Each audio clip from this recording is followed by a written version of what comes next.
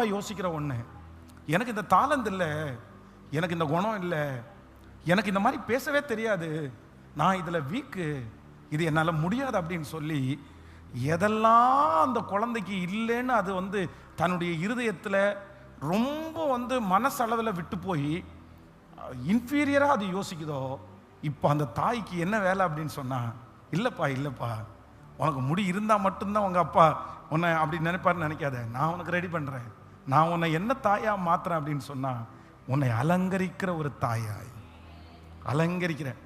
ஈசாக்கே ரொம்ப கன்ஃபியூஸ் ஆகிற அளவிற்கு நிற்கிறான், நின்று அப்பா அப்படின்னு கூப்பிட்றான். கூப்பிட்டா இவருக்கு காது நல்லா கேட்குது. டேய் யாக்கோபா அப்படின்னு கேட்குறாரு. கேட்ட உடனே அடுத்த வார்த்தை சொல்றான், இல்லை நான் ஏசாவா. உடனே கேட்குறாரு, இவ்வளவு சீக்கிரமா இது உனக்கு எப்படி அகப்பட்டுருச்சு? இவதான் அம்மாவுக்கு மிஞ்சின ஆளாச்சே. உன் தேவனாகிய கர்த்தர் எனக்கு வாய்க்க பண்ணினார். அவர் டயலாக் விட்டாச்சு, கர்த்தர் கொடுத்துட்டாரியா, ஆண்டவர் கொடுத்துட்டார். இவருக்கு நம்ப முடியல. சரி ஓகே, ஆனாலும் என்ன சொல்றாருன்னா, சத்தமோ யாரோட சத்தம்? யாக்கோபுடைய சத்தம். ஆனால் அவருக்கு டவுட் வருது, இது யாக்கோபுடைய சத்தம். உடனே அவர் பிளான் பண்ணுறாரு, எதான் இந்த அம்மாக்காரி கண்டிப்பாக என்ன பண்ணியிருப்பா, சொல்லியிருப்பான்னு ஒரு டவுட் என் பக்கத்தில் வான்னு கேட்குறாரு. பக்கத்தில் வந்த உடனே ஃபஸ்ட்டு என்ன பண்ணுறாருன்னா, தொட்டு பார்க்குறாரு, தடவி பார்க்குறாரு. தடவி பார்த்தா என்ன இருக்குது? முடி இருக்குது. சின்ன பையனுக்கு என்ன இல்லை? முடி இல்லை. இப்போ ஆசீர்வதிக்கணும், முடி இருக்குது. கழுத்தில் தொட்டு பார்க்குறாரு, அங்கேயும் முடி இருக்குது. ஆனாலும் ஒரு டவுட்டு. என்ன சொல்றாரு அப்படின்னா, எனக்கு ஒரு முத்தம் மட்டும் கொடுக்குறியா? நான் உனக்கு என்ன பண்ணணும்?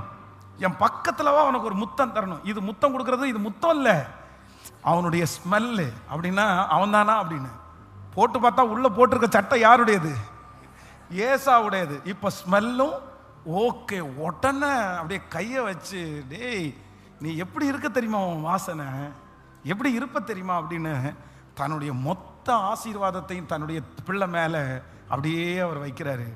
இந்த ஆசீர்வாதத்தை வாங்கி கொடுக்கறதுக்கு காரணமாக இருந்தது ஒரு தாய். அந்த தாய் தான் பரிசுத்த ஆவியானவர். அந்த தாய் தான் உங்களுக்கும் எனக்கும் தாயாக இருக்கிறார். அந்த மதர்ஸ் டேக்கு அந்த தாயினுடைய பிரசன்னத்தை தான் நீங்கள் எல்லாருமே சுமந்துட்டு இருக்கிறோம். அந்த தாய் தான் நமக்கு நிரந்தரமான ஒரு தாய்.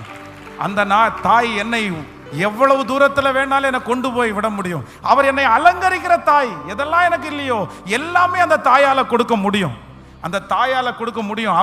அவங்க நினைச்சாங்க அப்படின்னு சொன்னா என்னை அலங்கரிக்கிறதுக்கு அவங்களால முடியும். கண்டுபிடிக்காத முடியாத அளவிற்கு உயர்த்துறதுக்கு நான் நம்புறேன். உங்களை